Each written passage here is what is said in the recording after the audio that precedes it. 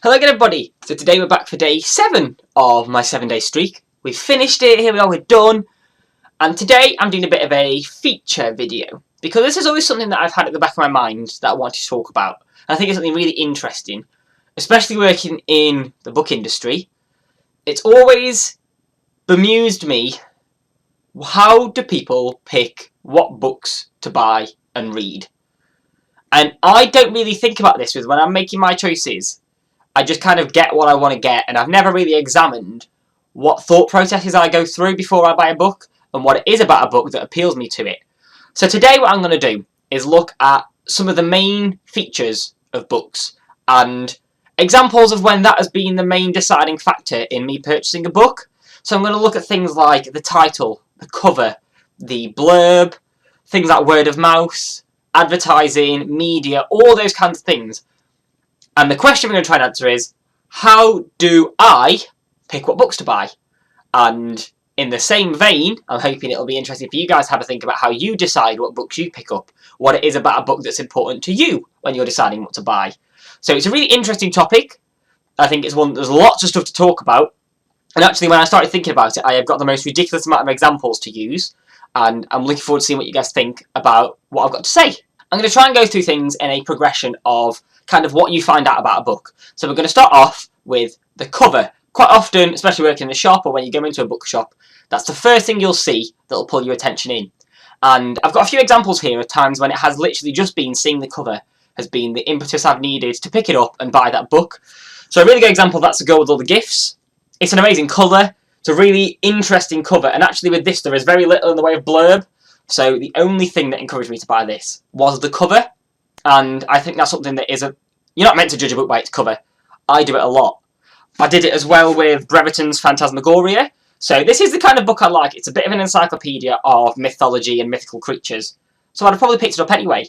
But it's the cover, and especially the bright colour, that really drew me in. And again, the same with this. It's a limited edition of The Rats by James Herbert. Now I actually got this for free. And when I picked this, I knew nothing about the book. All I'd seen was the cover and the word rats. I couldn't even read the author's name. And that had been enough for me to say, yes, I want that book, I'm going to get that book.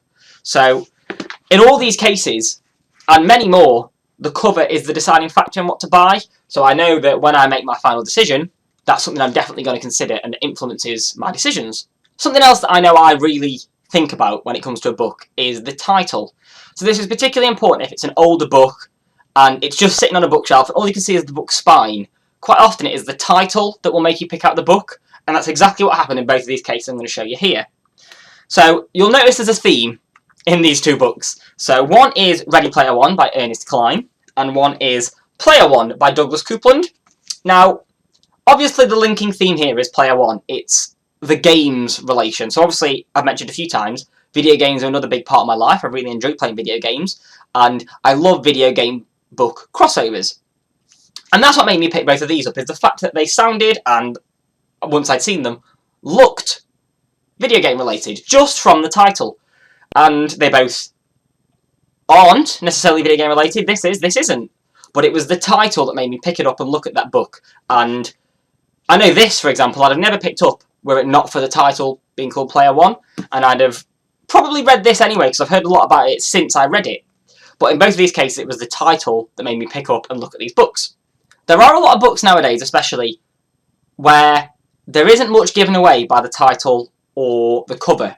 Or, increasingly in my job, there will be times when we'll hear about a book, we'll read the blurb, we'll be emailed a description of a book without knowing the title or seeing the cover.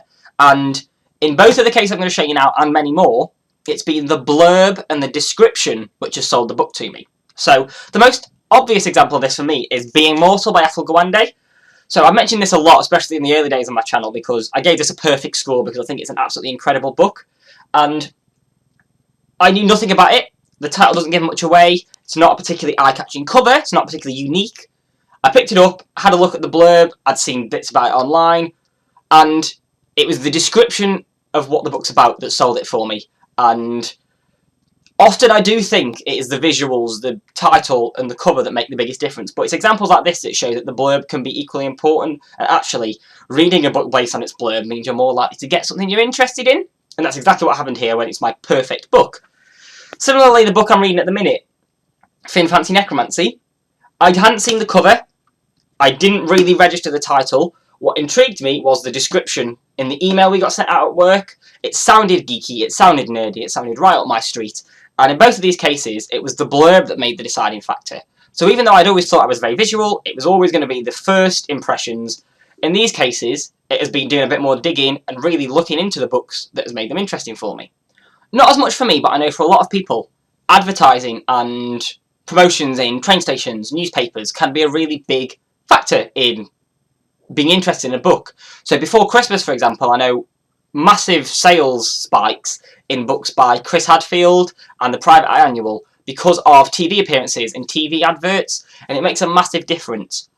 I kind of pride myself on the fact that I don't let those things influence me too much. I mean, working in a bookshop, we are ahead of most of the advertising. We see the books before they're advertised, so it's nothing new to me.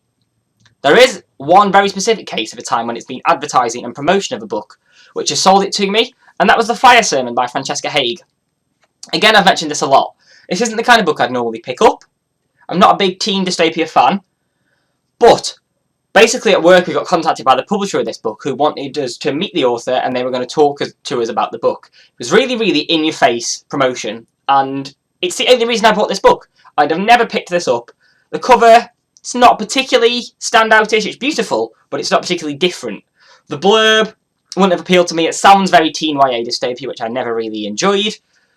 But it was the promotion, the advertising, having it waved in my face, talking to the author that made the difference. And so it was through this that I really started to understand the influence that advertising and promotion could have on convincing someone to buy a book. And I'm not sure how much of an impact it's going to have going forwards, but I do have to concede that it has had influences on me in the past.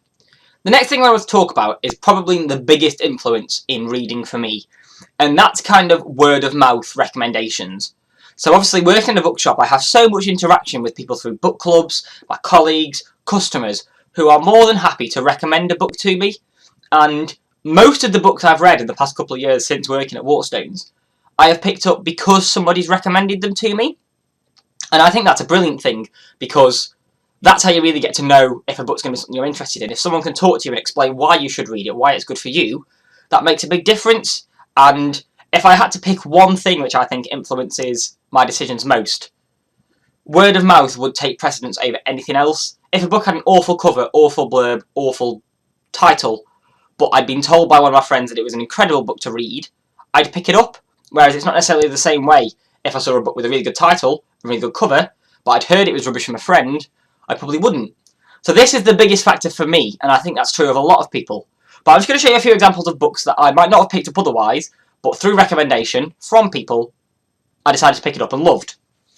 There's Half Bad by Sally Green, vaguely Harry Potter style magical teen fantasy.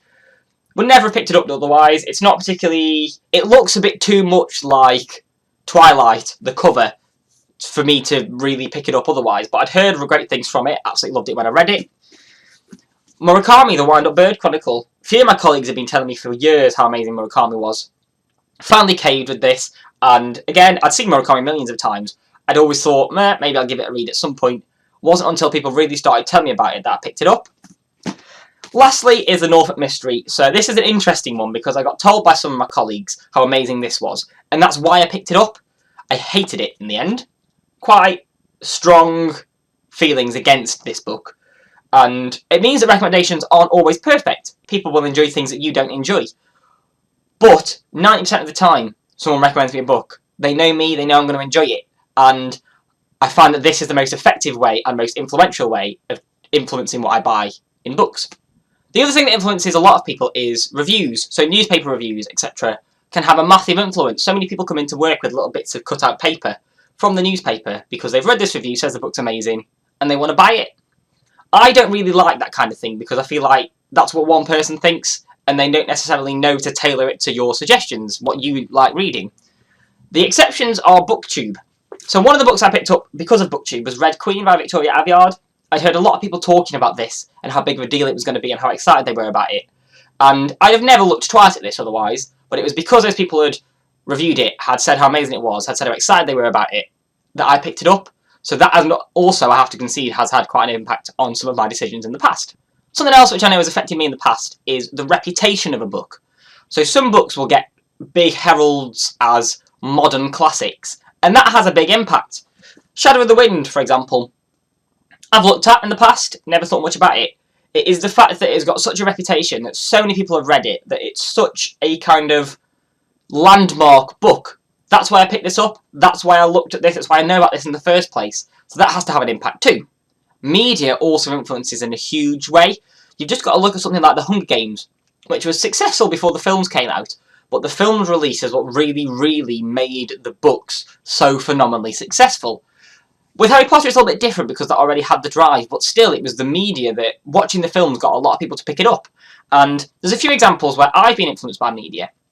Mostly these are when I haven't realised the film was a book first, and I've then gone back and read the book afterwards. But it does have a big impact, and I know for other people it has huge impacts, that books that there's films based on really, really have extra gravitas for them because of the films. So the best examples for me are Mysterious Skin by Scott Heim and The 100 by Cass Morgan. So these have been made into a film and a TV series, and I've watched them both and didn't know either of them was based on a book.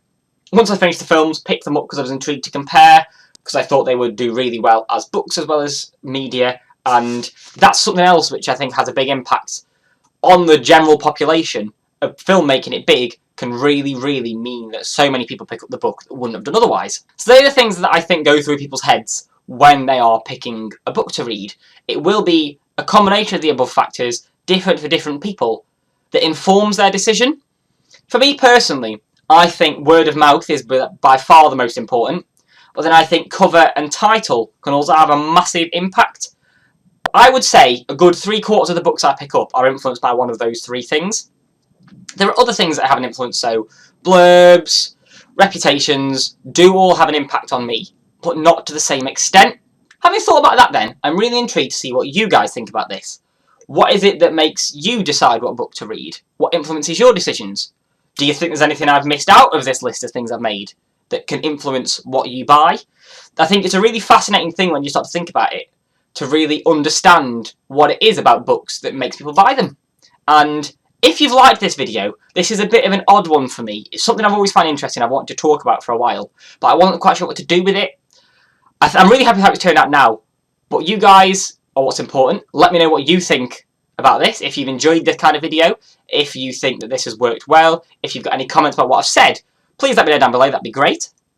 I'm also going to put my Twitter and my Goodreads and everything as usual down below, and other than that, I'll be back in the not too distant future with my next video.